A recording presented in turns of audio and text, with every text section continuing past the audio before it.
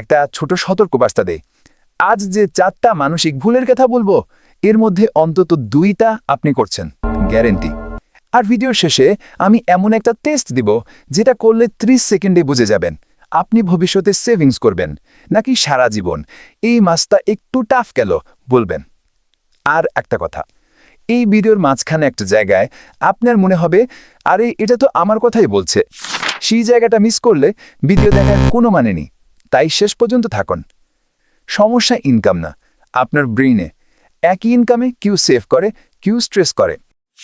মানুষ ভবিষ্যৎকে সিরিয়াসলি নেয় না, কারণ ভবিষ্যৎ এখনো আসেনি। কিন্তু অফার 70% ডিসকাউন্ট লাস্ট 2 ঘন্টা। ব্রেন বলে এখন না কিনলে জীবনে আর পাবি না। 3 দিন পরে একই অফার আবার আসে। এটাকে বলে প্রেজেন্ট বায়াস।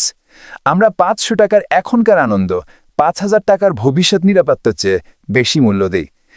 আপনি ভাবেন আপনি যুক্তি দিয়ে সিদ্ধান্ত নিচ্ছেন, আসলে আপনি ডোপামিন দিয়ে সিদ্ধান্ত নিচ্ছেন। ট্র্যাপ 2, তুলনার আগুন। তুলনা হলো ফিনান্সের নীরব খনি।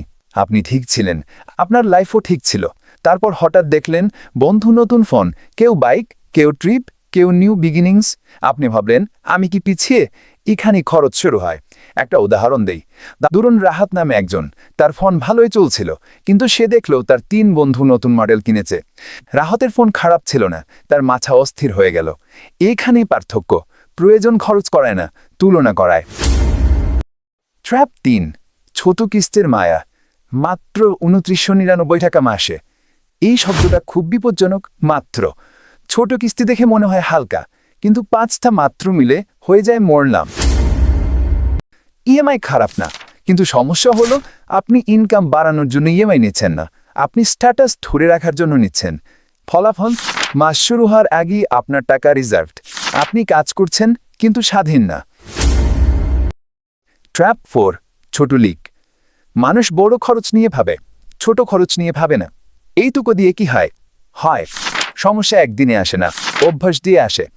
প্রতিদিনের চা, সাবস্ক্রিপশন, হালকা অপ্রয়োজনীয় খরচ, এগুলো ব্রেন নর্মাল বানিয়ে দেয়।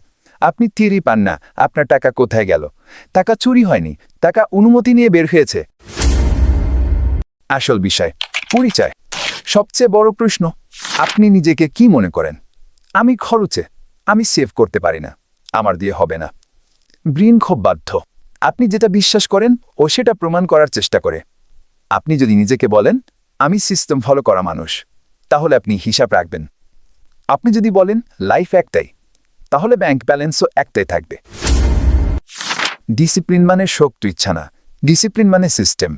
ইনকাম ঠুকলে আগে সেভিংস আলাদা, 30 ডেজের রুল, ইএমআই কমাও, নতুন নিও না, মাসে একদিন ফিনান্স মিটিং। টাকা সমস্যা না, টাকা নিরপেক্ষ। আপনার সিদ্ধান্তই আপনার ভবিষ্যৎ ঠিক করে। প্রশ্ন হলো আপনি কি ইমোশন দিয়ে খরচ করবেন নাকি সিস্টেম দিয়ে জীবন চালাবেন? কমেন্টে লিখুন সিস্টেম গ্রেটার দ্যান ইমোশন।